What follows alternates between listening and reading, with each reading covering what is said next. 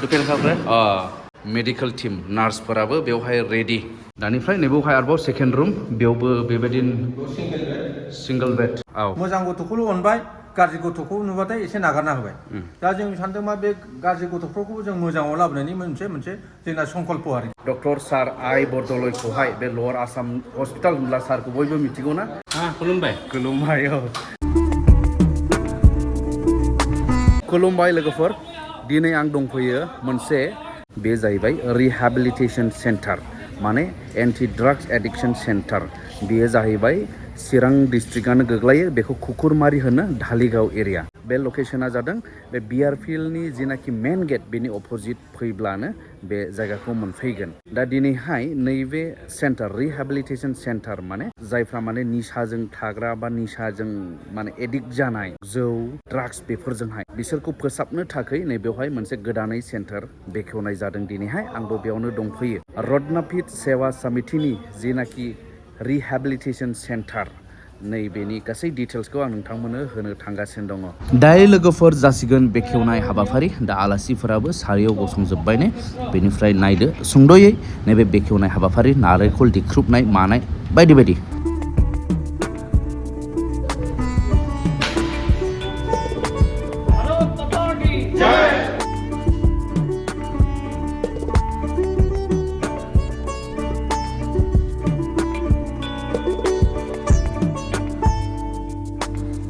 स' लोगोफोर नैबेनो जाहैबाय नै बिसिनि मेन बिल्डिं बे रिहेबिलिटेशन सेन्टारनि बेयो मेन बिल्डिं बेनिफ्राय बेखेवजानाय जाबाय नोंथांमोना बेयाव नुदों माखासे आलासिफोरनि गेजेरजों बेखेवजानाय जाबाय दा नैबेवहाय माबायदि सिस्टेमा माबायदि जागोन आरो माबायदिहाय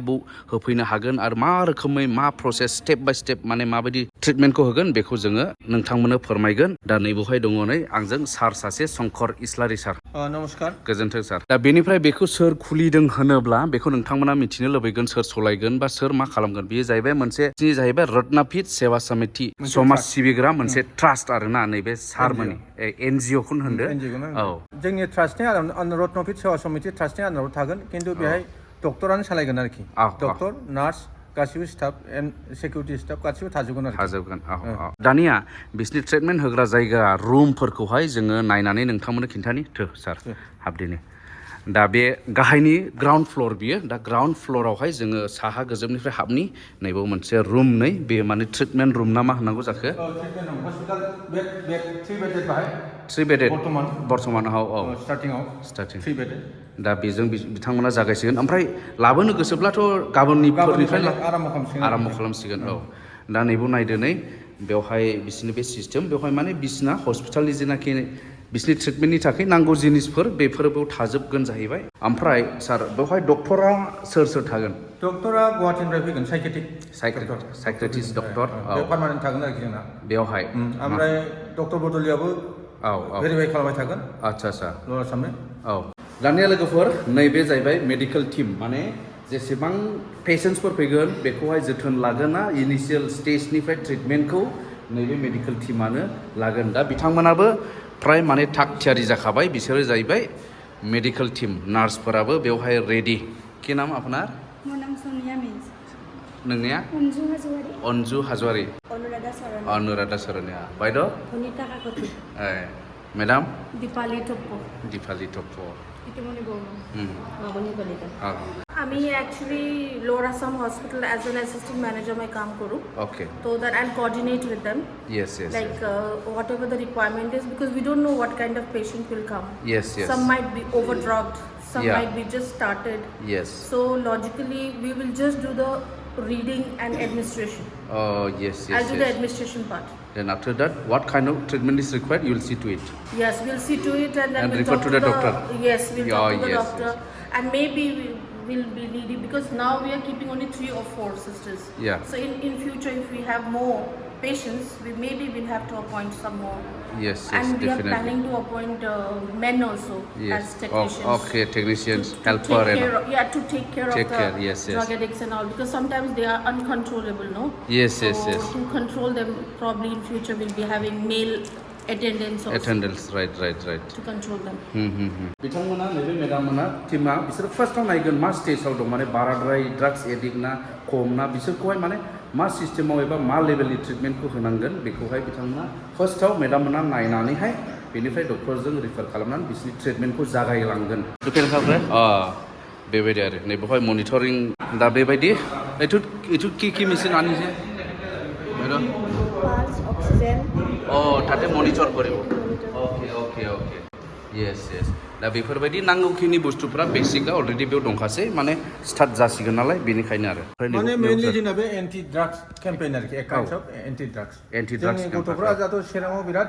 ड्रागिस जानानै दं मानसिफ्रा एसे एनै ट्रिटमेन्ट खालामबाय गथ'फोरखौ हगारना होबाय मोजां गथ'खौल' अनबाय गाज्रि गथ'खौ नुबाथाय एसे नागारना होबाय दा जों सानदों मा बे गाज्रि गथ'फोरखौ जों मोजाङाव लाबोनायनि मोनसे जोंना संकल्प आरोखि मोनसे दृढ़ प्रकल्प एन्टायर जोंनि बिटिसिआव नुबाय आं गथ'फोरखौ नुबाय सानै गथ' दंबा सासेखौ अनबाय सासेखौ नागारना होबाय बे जे एसे मुलि होबानो जे हामो बे जिनिसखौ जोंनि मानसिफ्रा केयार खालामा आरो दा बेफोरखौ खामानि मावनायनि थाखायनो जों बे जिनिसखौ मावगासिनो बे ट्रास्टनि आन्दारावनो जों माबा चाइल्ड होम केयारबो दं आरो जोंहा गथ'फोर बे गोदाव सोराव गथ'फोर थाफैनाय हमजानाय एरेस्ट जानाय आरो सोरबा माइनर एरेस्ट जाबाय जोंनाव दोनहैजोबो आरोखि आन्डार 14 आन्डार 18 खौ जों बेखौ केयार खालामो आरोखि दानिफ्राय नैबेवहाय आरोबाव सेकेन्ड रुम बेयावबो बेबायदिनो सिंगल बेड स्पेशल केयार ना मा बेवहाय स्पेशल माने एग्रेसिभ बे किसुमान मानसिया एसे हाल्ला सिल्लाद्राय खालामोना बे जिनिसखौ बेयाव बेबस्था खालामोन आरोखि सिंगल रुमाव आच्छा जेनेबा बहुत मानसिफ्रा माने एकदम ड्रागिस थायोना किसुमान बे खराथारफोरखौ ट्रिटमेन्ट होग्रा आरो ओमफ्राय बेथ' लाबोग्रा माबा जाबाय हुइलचेयारफोर थाबाय ने बर्थमान आराम्भ आरोखि ओमफ्राय ओरैहाय वाशरुम एटाचखा बेलाय साफा वाशरुम दंखायो बेवहाय दा बिथांमोना बेखौ डिजाइन खालामखाबाय आरो नांगौखिनिखौहाय बेबस्थाखौहाय बिथांमोना लाबोबाय थागोन आरो दा दंफैसै माखासे स्टार्ट खालामनो थाखाय आरो नोंथांमोना नायलांबावनो जों माने हागौमानि रायजोनि सार्भिस खालामनो जों सेस्था खालामगोन आरोखि हागौमानि मोजां माने बे जिनिसाबो खम नङा एक्सपेन्सिभ बहुत एक्सपेन्सिभ मेडिसिन हाबि जाबि बेफ्राबो एक्सपेन्सिभ दा जोंहा हागौमानि रायजोफोरखौ बोरै सेवा खालामनो माने सस्थायाव सस्थाजों सेवा खालामनो सेस्था खालामगोन आरोखि ओमफ्राय आं आसा खालामो रायजोफ्राबो जोंखौ सहाय खालामगोन आरोखि माबाफोर उसुबिदाबा जोंखौ बुंनो हागोन बर'निबो बुंनो हागोन असमियानो बुंनो मेनलि बर'निखौ क्लियार बुंनो हागोन आरोखि ओरैबायदि जादों माबा मोनसे उसुबिदाखौ जोङो एक्सप्रेसन खालामनो हागोन आरोखि दा बेनिखाय बेवहाय अब्लाबो बिथांमोना लकेलावनो माने हानायखिनि खम खरसाजोंनो ट्रिटमेन्ट होनानै एबा फोसाबनायनि बेबस्थाखौ बिथांमोना लागोन होननानै फोरमायदों बेजों लोगोसे जुदि आङो गुवाहाटीफोरावबो माखासे रिहेबिलिटेसन सेन्टार बेफोरबायदिखौ आङो नुनो मोनबाय जे बेवहाय गोजान जायो आरो प्लास खरसा गोबां लाखिजानायखौ जोङो नुनो मोनो मानो होनोब्ला बेवनि खरसाफोरा माने गार्जेनफोरा दोननानै फैबाय सोरबा बायदिया रेस्किउ टीमजों लानानै थांजाबाय 3 मास 4 मासनि उनावहाय बिमा बिफानाव फन हरबाय नोंसिनि खरसाफोरा नै इसिबां जाबाय बेखौ होनानै नोंनि गथ'खौ लांफैदो होननानै बेबायदि लेंहरो बेनिफ्राय बिमा बिफाया इमोसनेलि एट्राक्शन जानानै फिसाखौ अननानै मा खालामो बेखौ जेसेबां बियो बेखौ होनानै लाख फैसा होनानै गावनि गथ'खौ लानानै फैयो बेबायदिखौ आं नुबाय दा बेनिखायनो जोंनि लकेलावनो बे चिरां डिस्ट्रिक्टआवनो नैबे खुख्रुमारि होननायाव नैबे बेबस्थाखौ माने समाज सिबिनाय मोनसे समाज फोसाबनाय समाज दानाय जि ड्राग्स फ्रि खालामनो नाजानायाव बिथांमोना जि बेफोरबायदि अनुष्ठानखौ बानायबाय बेयो जोबोद गोजोनथाव बाथ्रा दा नोंथांमोना आरोबाव नायलांबाव आरो नोंथांमोना आं खिन्थालांबावनि एसे दानिया आरोबाव नैबे थर्ड रुम गाहायनि नैबेवबो सिंगल बेड नै बेवबो आस्थेयै बेवहाय बिथांमोना बेखौ बाहायगोन मायाव नांगौ बेवबो स्पेशल मोनसे बेड दं आरो नै दा माखासे बांसिन रिहेबिलिटेसन सेन्टारफोरावहाय माने बिमा बिफा गार्जेनफोराथ' थाफानो मोना बा थाफानायनि सिस्टेम गैया नाथाय बेयावनिया ओरैबायदि बिथांमोना खालामनो नागिरदों जे गार्जेनफोराबो गावनि गथ'खौ दोनफैनानै गोदाव सोराव बहाबा दोननानै फैनांनाय बेफोरबायदि जेन जायि बायदि बिथांमोना गार्जेनफोरनि थाखायबो थाग्रा न' दोनखागोन आलदा नैबे जे बिल्डिं बेवहाय ट्रिटमेन्ट आरो जाय पेशेन्टफोर बिथांमोनखौ बेयाव दोननाय जागोन बेयाव ट्रिटमेन्ट होनाय जागोन आरो नैबेवहाय बिथांमोना वाल होथेनो थांगासिनो दंनो ओरैहाय नैबे वाल होनायनि उनाव बै माखासे आसाम टाइप न'फोर दं बेवहाय गार्जेनफोरखौ जायफ्रा थाफैनो गोसो बिमा बिफाफोर बेखौ खम खरसायावनो बिथांमोना बेवहाय थानायनि बेबस्थाखौबो खालामसिगोन होननानै बिथांमोना फोरमायदों ओमफ्राय नैबे गाहायनि लास्ट फ्ल'र ग्राउन्ड फ्ल'रनि लास्ट रुम बेवहाय माने डक्टर रुम जागोन बियो नै बेनिफ्राय सार ट्रिटमेन्टनि सिस्टेमा माबायदि जागोन माने जागायनायाव माबायदि ट्रिटमेन्ट होगोन बेनिफ्राय नेक्स्ट मा बेनिफ्राय मा एक्सारसाइज योगा बा मा रोखोमनि माने सिस्टेमै ट्रिटमेन्टआथ' बे टटेलि डाक्टारासो जाय साइकेट्रिक डाक्टार बे खालामगोन बे जेनेबा फार्स्ट एड होनांगौबा किसुमान जिनिसाथ' मेडिसिन होनानैनो बेखौ बिदाय खालामबाय आरो जेब्ला सेकेन्ड स्टेज जेनेबा एसे बारा बे जिनिसखौ हस्पिटालाव एन्ट्रि खालामबाय बेदाव ओमफ्राय एकदम एग्रेसिभ ड्राइखौ जों लाखिनायबो हानाय नङा मानोना जोंना दा जेल सिस्टेम नङाला जिनिसा बे जिनिसखौथ' बाहेरायावसो लानांगोन थेवबो जों बेखौ मडिफाइड खालामनो सेस्था खालामगोन आरोखि दा थेवबो लाबोनो हागोन गाबोननिफ्रायनो ट्रिटमेन्टखौ जों स्टार्ट खालामगोन आरोखि जोंनाव डक्टराबो रेडिसै नार्सेस स्टाफ रेडि चौकिदार स्टाफ रेडि गासिबो रेडि आरो 15 अक्ट'बरनिफ्राय स्टार्ट खालामसै बेनिफ्राय गोजौआव जोङो थांनो नाजानि बे जाहैबाय माने फार्स्ट फ्ल'राव जोङो गाखोगासिनो दङ दा बिथांमोना साफिसियेन्ट केम्पासाबो स्पेसियास माबा दङ बिथांमोना आरामसे बानायलांनो हाखागोन दा नैबे जाहैबाय जोङो फैबानै बेयो जाहैबाय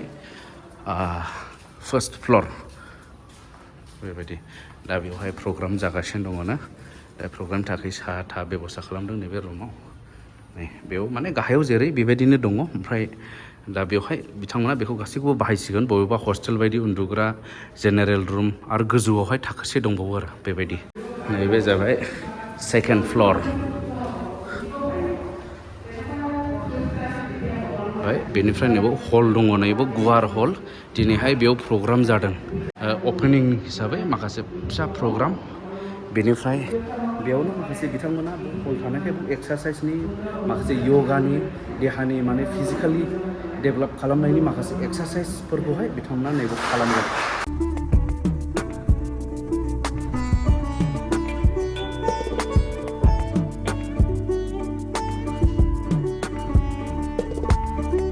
दानिया नोंथांमोन गोबाङा सिनायो जोंनि एरियानि लवार आसाम होनोब्ला सार बे डक्टर आइ बरदलैखौ मिथिगौ ना नैबे सारखौ जाय सिनाया नैबे सारखौ लोगो मोनबाय नै बेनिफ्राय बे सारा जाहैबाय नैबे एनजिअनि नैबेखौ जेखौ सलायगोन एनजिअ ट्रास्ट बा जों एनजिअ होनब्ला मिथियो बेनि प्रेसिडेन्ट आरो बे सारानो खुलुमबाय बे सारा जाहैबाय डक्टर आइ बरदलै ओमफ्राय सार আপুনিও এতে ডিউটিটো মাজে মাজে কৰিব না ৰেগুলাৰ না কেনেকৈ ইভিনিং ডেইলি মই চাই যাম আৰু আমাৰ সাইকিয়াট্ৰি ডক্টৰ আছে দিনত চাব আৰু বেলেগ ডক্টৰ থাকিব ৰেচিডেণ্ট নহ'লে ইভিনিং চাব अके दा बेबायदि साराबो बेयाव माबाबाय थाखागोन प्राय डिउटि होबाय थाखागोन आरो बेनिफ्राय आरो আপুনি हेरिটো কৈ দিব ছাৰ মানুহটো কেনেকা ৰেস্কিউ টিম বা কেনেকা লৈ আহিব যিবিলাক আমাৰ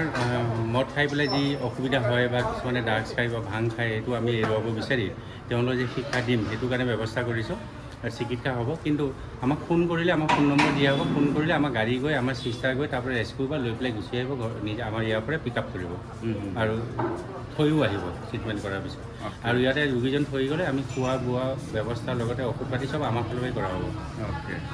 So thank you sir. Okay, thank you. So बेलायनि लोगोफोर नैबेवहाय एभेलेबल रुम बेयाव गोलाव दंखायो बेखौहाय बिथांमोना गार्जेनफोरनि थाखाय बेखौ एरेन्जमेन्ट खालामनानै होनो नागिरदों दा गार्जेनफोराबो माने गाव गावनि गथ'फोरखौ बै बिल्डिङावहाय नैबेयाव ट्रिटमेन्ट लाहोबाय थानाय समावनो नोंथांमोनाबो माने गार्जेनफोराबो माने नैबेफोरावहाय थाफैनानैहाय माने जोथोन लाफैनो हागोन आरो जोथोनथ' लानो नङा माने खबर लानो मानो मुलि दावालि बायनो बेबायदि आरो रिहेबिलिटेसन सेन्टारफोराव मा मुलि होदों बेसेबां दामनि माबायदि ट्रिटमेन्ट सोलिदों बेखौहाय माने मोजां मिथिहोनाय जाया मोजां मिथिया खिन्थु बेवहाय जेरै हस्पिटालफोरावहाय मा मुलि बेनि बेसेना बेसेबां बेनि बिलिङा बेसेबां नै बेफोरखौबो क्लियारलि नोंथांमोना मोननो हागोन बेयाव इउनिट अफ रत्नापीठ सेवा समितिनिनो बेबो नैबे जाहैबाय डक्टर्स बेन नैबो दं नै